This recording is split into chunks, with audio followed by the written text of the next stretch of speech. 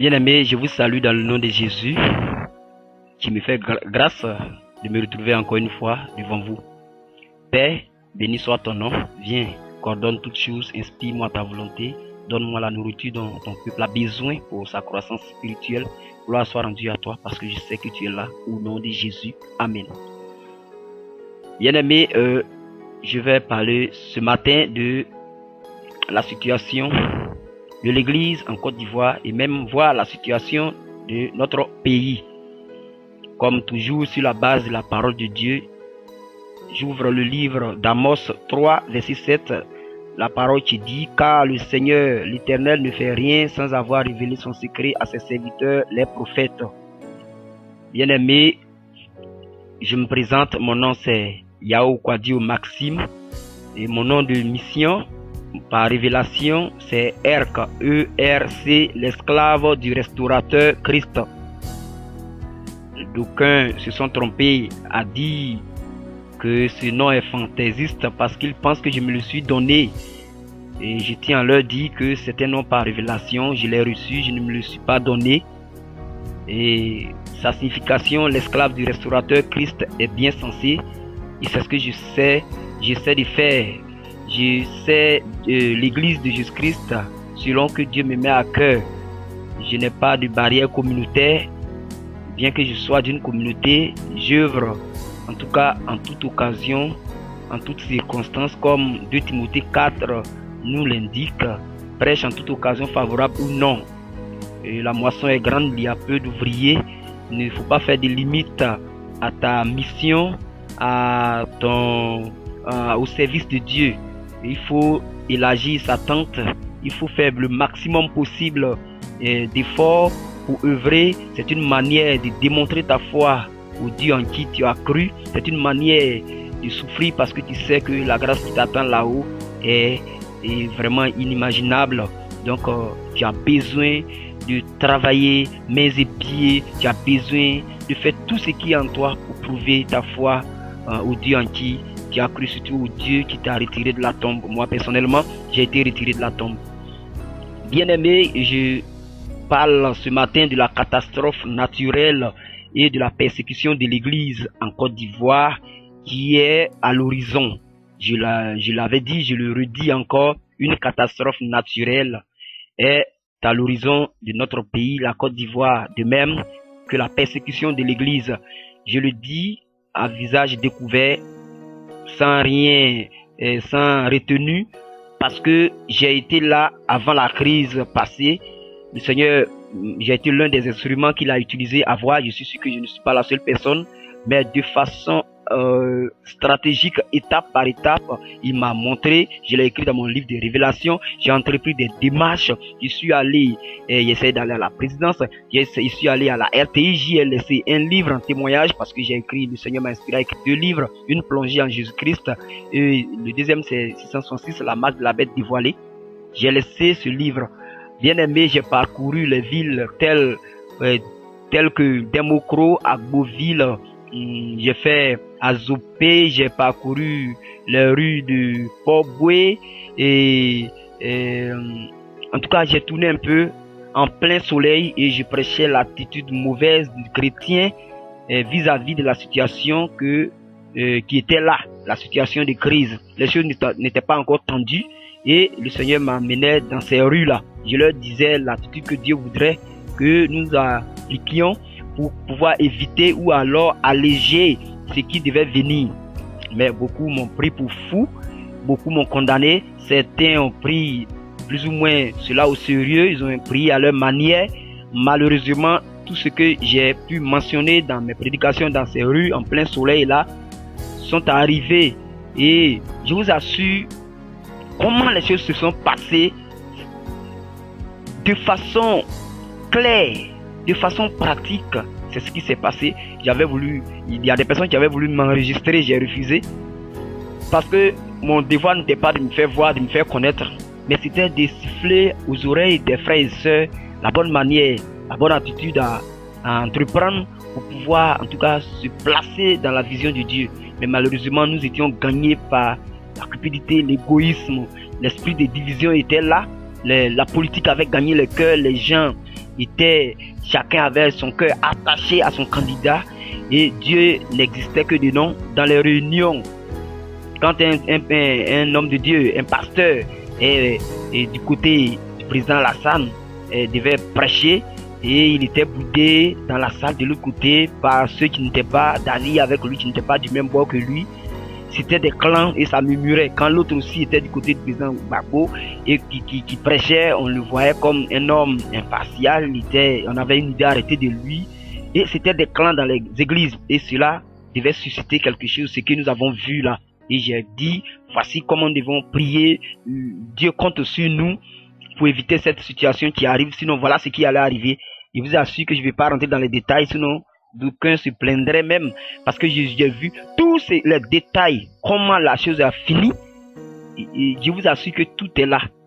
Tout est là. Tout a été mentionné avec bien la date. J'ai approché des gens. Aujourd'hui, si vous faites passer cela à la télé, ils vous diront, ce jeune frère, effectivement, il est passé ici, il est passé ici. C'est pour cela qu'aujourd'hui, je ne couvre pas mon visage, parce que je l'ai fait, même pendant la crise, ou après même, quand la tension avait abaissé, ou les églises avaient tendance sinon avaient peur d'ouvrir, il m'a utilisé encore en prêchant dans la rue, et cela a pu apporter un certain éveil à certaines églises, pour pouvoir ouvrir un certain encouragement. Bien-aimés, ce matin, je suis à vous encore pour dire que voilà ce que le Seigneur me révèle, une catastrophe naturelle et la persécution de l'Église. Il est temps que les chrétiens se ressaisissent. Il est temps que nous oublions nos intérêts politiques, partisans. Il est temps que nous oublions nos intérêts ethniques. Il est temps que nous brisions les murs ethniques et que nous regardons à Christ. Je vous assure que tout ce qui vient, c'est l'œuvre du diable.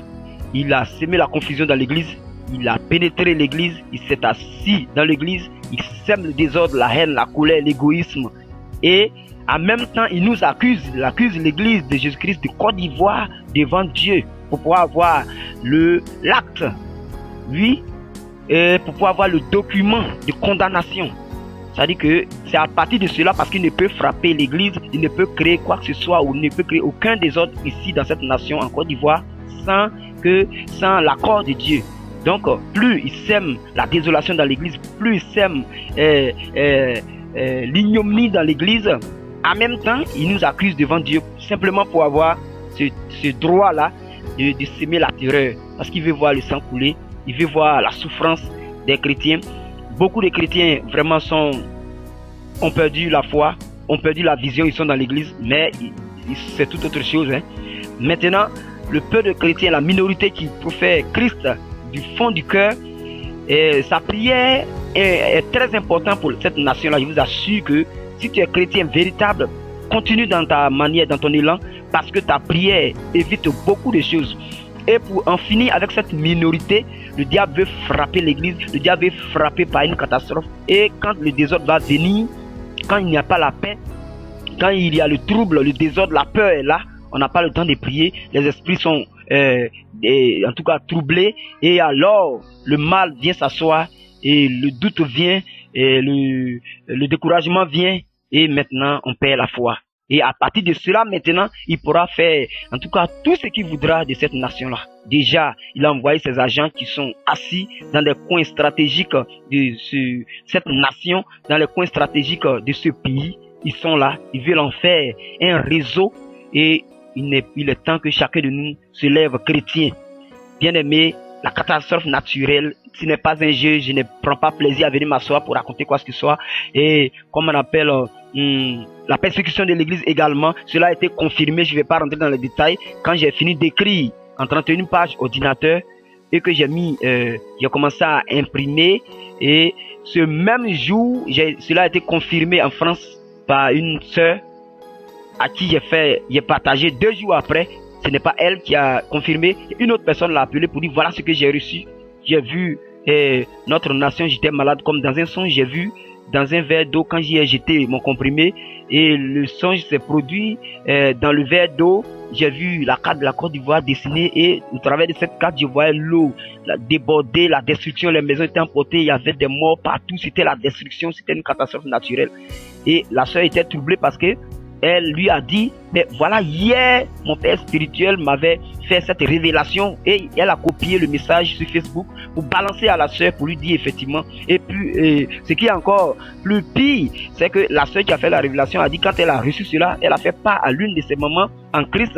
La maman en Christ lui a confirmé qu'il y a une semaine avant, elle aussi, elle avait reçu cela. Concernant la persécution, il y a un professeur également à qui je partais partager cette révélation. Je suis parti trouver le professeur et sa femme et il y avait des étrangers, donc j'ai pas pu approcher cet homme-là, mais j'ai fait la révélation à sa femme. Elle avait oublié, mais le lendemain matin à 5 heures, le mari se lève pour lui dire, chérie, voilà ce que je reçois, nous devons prier pour l'église.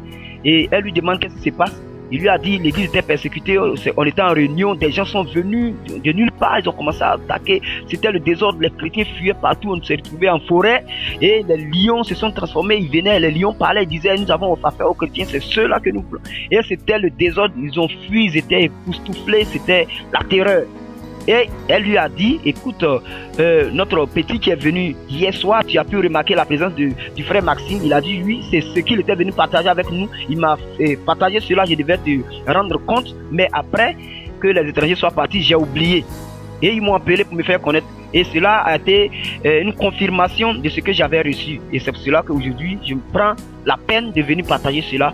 Et nous n'avons rien contre personne, mais nous avons, comme je l'ai dit, le combat que nous avons emmené est spirituel, non pas charnel. Nous devons prier, pleurer au pied du Seigneur pour ne pas que cela arrive. Et si cela devait arriver, que cela soit allégé. Mais au moins, on aurait fait ce que nous devions, parce que parce que nous, en tant que chrétiens, quand le Seigneur nous révèle, nous avons pour première tâche de prier, de prier, de prier. Et donc, voilà, mes bien-aimés, ce que le Seigneur m'a mis à cœur, nous devons prier. Parce que ce n'est pas une blague. Il est même pensé, la même façon j'ai reçu pour la première fois et qui est arrivé malheureusement à cause de la négligence des gens. C'est de la même façon et de la même manière que pour la catastrophe, pour la persécution, c'est arrivé.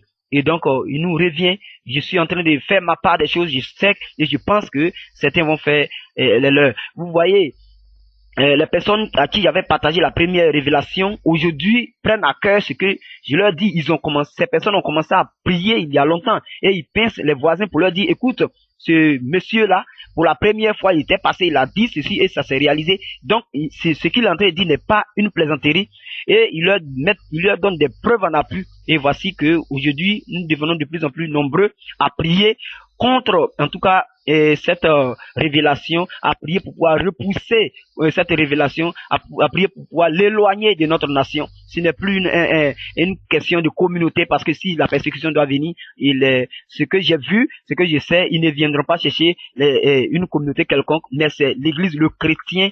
Toi, tu es appelé chrétien, dis-toi que tu auras affaire à cette crise.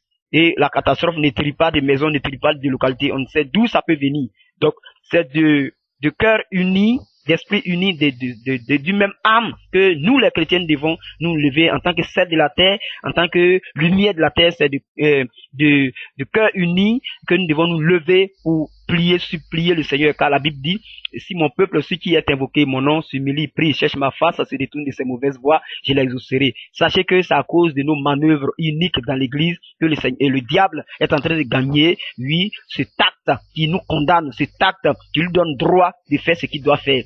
Ne lui donnons pas ce droit-là. Luttons contre ce droit en changeant de vie, en changeant de manière de voir les choses, en changeant de vision, en revenant au Seigneur pour la gloire de l'Église. Béni soit le Dieu d'Israël qui me révèle ces choses pour ne pas que cette catastrophe, cette persécution atteigne notre nation. Au nom de Jésus. Amen.